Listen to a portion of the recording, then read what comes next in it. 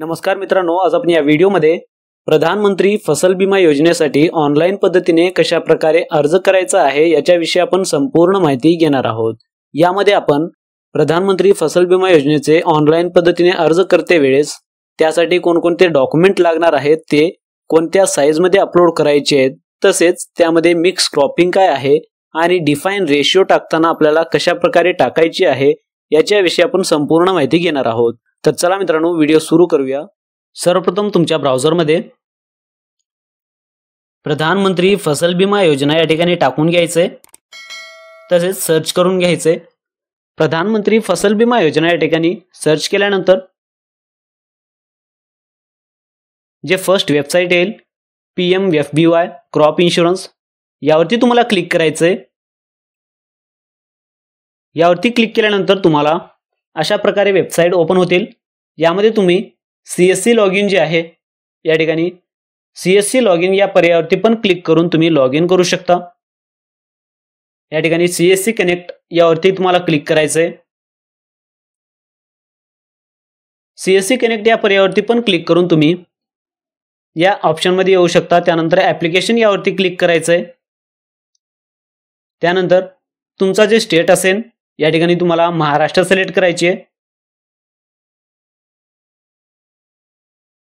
या ठिकाणी महाराष्ट्र सिलेक्ट केल्यानंतर तुमची जी स्कीम आहे स्टेट रिलेटेड, या ठिकाणी स्टेट, इयर आणि सीझन या ठिकाणी तुम्हाला बघून प्रधानमंत्री फसल विमा योजना याच्या समोर तुम्हाला टिक करायचं आहे आणि सबमिट या ऑप्शनवरती तुम्हाला क्लिक करायचं आहे।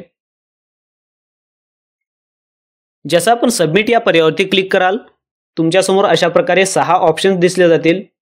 यामध्ये तुम्ही या 6 ऑप्शनचा यूज करून तुम्ही शेतकऱ्यांचे पीक विमा भरू शकता आणि प्रीमियम पेड करू शकता।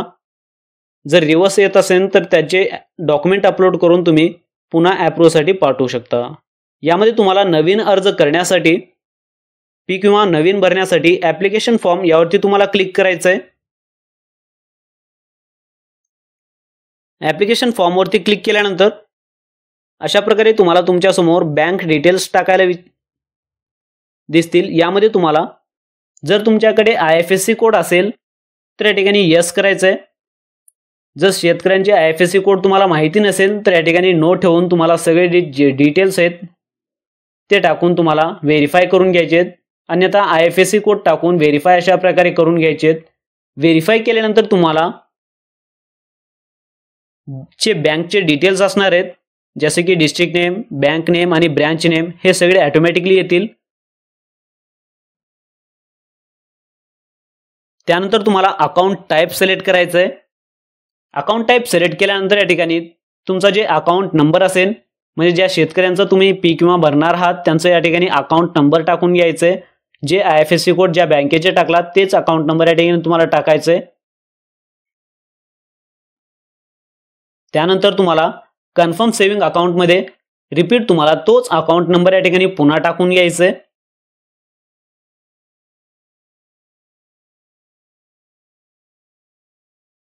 कन्फर्म अकाउंट या ठिकाणी टाकल्यानंतर check bank details and continue या ऑप्शनवरती तुम्हाला क्लिक करायचं आहे। या ऑप्शनमध्ये क्लिक केल्यानंतर तुम्हाला सेकंड जे फॉर्मल डिटेल्स भरायचे आहेत, फॉर्मल डिटेल्समध्ये पासबुकवरती जशा प्रकारे नाव आहे शेतकऱ्यांचं सेम त्याच प्रकारे या ठिकाणी तुम्हाला या बॉक्समध्ये टाकून घ्यायचंय। पासबुकवरती सेम ॲज इट इज नाव टाकल्यानंतर तुम्हाला या बॉक्समध्ये जे name as per the Aadhaar कार्डवरती जे नाव असेल ते तुम्हाला एक्झॅक्ट टाकून घ्यायचंय। त्यानंतर आधार नंबर टाकून व्हेरीफाय या ऑप्शनवरती क्लिक करायचंय। जर तुमचं व्हेरीफाय होत नसेल तर तुमच्या आधार नंबरमध्ये किंवा तुमचे जे तुम्ही नाव टाकलात ॲज पर द आधार त्यामध्ये काहीतरी मिस्टेक असल्यामुळे अशा प्रकारचा व्हेरीफायचा सिम्बॉल दाखवत नाहीये, तर तुम्हाला ते व्यवस्थितरित्या टाकून घ्यायचे आहेत। त्यानंतर व्हेरीफाय करून घ्यायचे आहेत।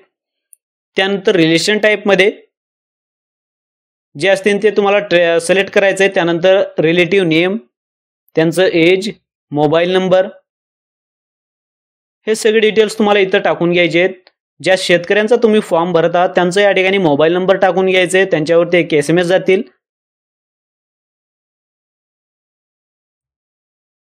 त्यानंतर त्यांचं एज या ठिकाणी टाकून घ्यायचं आहे शेतकऱ्यांचं, त्यानंतर जेंडर, त्यानंतर कास्ट कॅटेगरी, त्यानंतर शेतकऱ्यांची कॅटेगरी म्हणजे जसं स्वतःचं असेल तर स्वतःचं ओनर सिलेक्ट करायचं आहे, किंवा भाडेतत्वावरती घेत असेल तर ते तुम्ही तुमच्या पर्यायानुसार जे तुम्हाला या ठिकाणी सिलेक्ट करायचं आहे. या ठिकाणी मी स्वतः सिलेक्ट करतो म्हणजेच ओनर. त्यानंतर फॉर्मर टाईपमध्ये स्मॉल, मार्जिनल किंवा अदर या ठिकाणी सिलेक्ट करायचं आहे. त्यानंतर रेजिडेन्शियल ॲड्रेसमध्ये शेतकऱ्यांचा पूर्ण पत्ता तुम्हाला या ठिकाणी टाकून घ्यायचं आहे. यामध्ये रेजिडेन्शियल ॲड्रेसमध्ये स्टेट, डिस्ट्रिक्ट, सब डिस्ट्रिक्ट, विलेज आणि पिनकोड हे सगळे डिटेल्स तुम्हाला टाकल्यानंतर जर तुम्ही नवीन दुसऱ्या शेतकऱ्यांचे जर सामायिकमध्ये असतील तर आणखी एका शेतकऱ्यांचे तुम्ही ॲड करणार असतील तर ॲड अनदर फार्मर डिटेल्स या ऑप्शनचा यूज करून तुम्ही दुसऱ्या शेतकऱ्यांचे पण डिटेल्स या ठिकाणी टाकू शकता, किंवा अन्यथा त्या सातबाऱ्यात जे सामायिक नसतील तर या ठिकाणी सोडून देऊ शकता. त्यानंतर नॉमिनी डिटेल्स जर पाहिजे असतील तुम्हाला भरायचे तर या ठिकाणी डिक्लेअर नॉमिनी लेटर या ऑप्शनचा जे आहे तुम्हाला यूज करून तुम्ही नॉमिनी डिटेल्स भरू शकता, किंवा लेटरवरती पण क्लिक करून तुम्ही सेव्ह अँड कंटिन्यू क्लिक करू शकता. जसं आपण सेव्ह अँड कंटिन्यू कराल या ठिकाणी तुम्हाला क्रॉप डिटेल्स विचारले जातील. क्रॉप डिटेल्समध्ये तुम्हाला पीक ज्या ठिकाणी आहे त्या ठिकाणचे डिस्ट्रिक्ट, सब डिस्ट्रिक्ट, तालुका जे असेल, रेव्हेन्यू सर्कल, ग्रामपंचायत आणि विलेज हे तुम्हाला सगळे डिटेल्स जे आहेत सिलेक्ट करायचे आहेत. ज्यामध्ये शेतकरी ज्या ठिकाणी शेती करतो म्हणजे शेती ज्या जागी आहे तेच तुम्हाला या ठिकाणी टाकून घ्यायचे. त्यानंतर ग्रामपंचायत, त्यानंतर विलेज हे सगळे डिटेल्स टाकल्यानंतर तुम्हाला मिक्स क्रॉपिंग जे आहे यामध्ये जर शेतकरी एकापेक्षा जास्त पीक घेत असतील तर या ठिकाणी मिक्स क्रॉपिंगचा जे यूज करायचं आहे. जसं की एका शेतामध्ये एकापेक्षा जर जास्त पीक घेत असेल तर या पर्यायावरती जे तुम्हाला जे आहेत या ठिकाणी 2 जे आहेत पिकं सिलेक्ट करायची आहेत, किंवा तिन्ही पण सिलेक्ट करू शकता. त्यानंतर तुम्हाला पीक सिलेक्ट केल्यानंतर किंवा पीक निवडल्यानंतर जे डिफाईन रेशिओ असेल या ठिकाणी तुम्हाला रेशिओ जे ॲज इट इज तुम्हाला तुमच्या शेतामध्ये जेवढी पेरणी केलात त्याचा पीक किंवा किती तुम्ही भरणार आहात या ठिकाणी तुम्हाला रेशिओ टाकून घ्यायचं आहे. त्यानंतर तुम्ही तिसरं पीक किंवा चौथं पीक जे कितीही पीक तुम्ही या ठिकाणी घेऊ शकता, आणि रेशिओ जे अशा प्रकारे टाकून घ्यायचे आणि सोईंग डेट पण टाकून घ्यायची. जर एकच पीक घेत असाल तर तुम्हाला मिक्स क्रॉपिंगचा जे ऑप्शन आहे काही यूज करण्याची आवश्यकता नाही आहे. तुम्ही फक्त क्रॉप जे तुमच्या शेतामध्ये कोणती क्रॉप असेल अशा प्रकारे तुम्हाला सिलेक्ट करायची आहेत, आणि सोईंग डेटमध्ये तुम्हाला कधी पेरणी केलात त्याचं या ठिकाणी दिनांक जे मेन्शन करायचं आहे, आणि या ठिकाणी सर्वे नंबर, आणि या ठिकाणी ओनर असेल ओनर, या ठिकाणी सर्वे नंबर म्हणजेच गट नंबर आणि खाता क्रमांक या ठिकाणी टाकून व्हेरीफायवरती क्लिक करायचं आहे. किंवा या ठिकाणी प्रिव्हियस इयर म्हणजे गेल्या वर्षी तुम्ही जे शेतकरी जे पीक विमा भरलेत या ठिकाणी क्लिक हेअर टू फिल या ऑप्शनचा पण यूज करून तुम्ही सिलेक्ट करून सबमिट या पर्यायावरती क्लिक करू शकता अशा प्रकारे. किंवा हे सगळे डिटेल्स भरल्यानंतर व्हेरीफाय या बटनावरती पण क्लिक करून तुम्ही सबमिट या पर्यायावरती पण क्लिक करू शकता. आणि ॲड क्रॉप या ऑप्शनचा तुम्हाला यूज करायचं आहे तर यावरती तुम्हाला क्लिक करायचं आहे. यावरती क्लिक केल्यानंतर जे शेतकऱ्यांचे जे डिटेल्स असणार आहेत क्रॉप डिटेल्स या ठिकाणी अशा प्रकारे दाखवले जातील. त्यानंतर जे लास्ट स्टेप आहे तुम्हाला डॉक्युमेंट अपलोडचा, डॉक्युमेंट अपलोडमध्ये जे आहेत ॲप्लिकेशन डॉक्युमेंट्स यामध्ये तुम्हाला पासबुक अपलोड करून घ्यायचे. त्यानंतर 7/12 आणि होल्डिंग या ठिकाणी अपलोड करायचे आहेत. आणि ज्या ठिकाणी रेड स्टार असेल, रेड स्टार डॉक्युमेंट्स असो किंवा फिलअप असो इन्फॉर्मेशन ते तुम्हाला कंपल्सरी भरून घ्यायचे आहेत. यामध्ये तुम्हाला 7/12 होल्डिंग आणि पेरणी सर्टिफिकेट म्हणजेच स्वयंघोषणापत्र पेरणीबाबतचा या ठिकाणी तुम्हाला अपलोड करायचे आहेत. त्यानंतर या ठिकाणी एक 1 बाय 1 एक पासबुक अपलोड करून घ्यायचे आहेत. अपलोड केल्यानंतर अपलोड या पर्यायावरती तुम्हाला क्लिक करायचं आहे आणि अशा प्रकारे व्हेरीफाय करून घ्यायचं आहे, म्हणजेच अपलोड करून घ्यायचे. त्यानंतर अशा प्रकारे 7/12 पण तुम्हाला अपलोड करून घ्यायचे. त्यानंतर जे स्वयं सर्टिफिकेट आहे पीक फेराबाबत स्वयं घोषणापत्र ते पण तुम्हाला अपलोड करून घ्यायचे आणि प्रिव्ह्यू या बटनावरती तुम्हाला क्लिक करायचं आहे. प्रिव्ह्यू या बटनावरती क्लिक केल्यानंतर जे डिटेल्स असणार आहेत, तुम्ही जे डिटेल्स भरलात हे सगळे डिटेल्स तुम्हाला चेक करून घ्यायचे आहेत आणि सबमिट या पर्यायावरती क्लिक करायचं आहे आणि या ठिकाणी अकाउंट नंबर चेक करून घ्यायचे आणि टोटल किती एरिया तुम्ही इन्शुअर करणार आहात, म्हणजे क्रॉप इन्शुरन्स काढणार आहात किंवा पीक विमा भरणार आहात हे तुम्हाला बघून घ्यायचं आहे आणि मेक पेमेंट यावरती तुम्हाला क्लिक करायचं आहे आणि या ठिकाणी तुम्हाला पेमेंट करून घ्यायचं आहे. किंवा जर तुम्ही पेमेंट आता करू शकत नाहीये तर तुम्ही पे लेटर ऑप्शनचा पण यूज करून पेमेंट नंतरून पण करू शकता किंवा अशा प्रकारे तुम्हाला पेमेंट केल्यानंतर या ठिकाणी प्रिंट या ऑप्शनवरती तुम्हाला क्लिक करायचं आहे.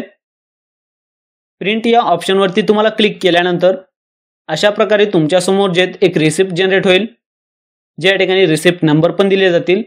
यामध्ये तुम्हाला हे सगळे डिटेल्स बघून घ्यायचे आहेत आणि यामध्ये प्रिंट रिसिप्ट यावरती तुम्हाला क्लिक करायचं आहे किंवा Ctrl+P या शॉर्टकटचा पण तुम्ही यूज करून शेतकऱ्यांना जे आहे हे तुम्ही रिसिप्ट जे प्रिंट काढून देऊ शकता. अशा प्रकारे याचं PDF जे आहे PDF पण सेव्ह करू शकता. आणि यामध्ये जर तुम्ही पे लेटर ऑप्शनचा यूज करत असाल या ठिकाणी अनपेड मध्ये येतील. यामध्ये जसं की या ठिकाणी ॲप्लिकेशन किंवा होमवरती जायचं आहे. यामध्ये तुम्हाला पेड ॲप्लिकेशनमध्ये जे तुम्ही जे पीक किंवा भरल्यानंतर जे प्रीमियम आहे शेतकऱ्यांचं या ठिकाणी पेमेंट केल्यानंतर या ऑप्शनमध्ये दिसतील. अर्ज सादर केल्यानंतर त्याचे जे पेंडिंग बॅलन्स आहे प्रीमियम आहे ते अनपेड ॲप्लिकेशनमध्ये दिसतील. जर तुम्ही पेमेंट केले नसतील तर अनपेड या ऑप्शनमध्ये तुम्हाला दिसतील. अशा प्रकारे तुम्ही जे पीक विमासाठी ऑनलाईन पद्धतीने अर्ज करू शकता. जर यामध्ये काही अडचण येत असेल तर मला कमेंट सेक्शनमध्ये कमेंट करून विचारू शकता. आणि याबाबतचा जे आहे पीक फेराबाबत स्वयं घोषणापत्र मी व्हिडिओच्या डिस्क्रिप्शनमध्ये देईन, ते तुम्ही डायरेक्टली पण डाउनलोड करून अपलोड करू शकता. धन्यवाद दोस्तों.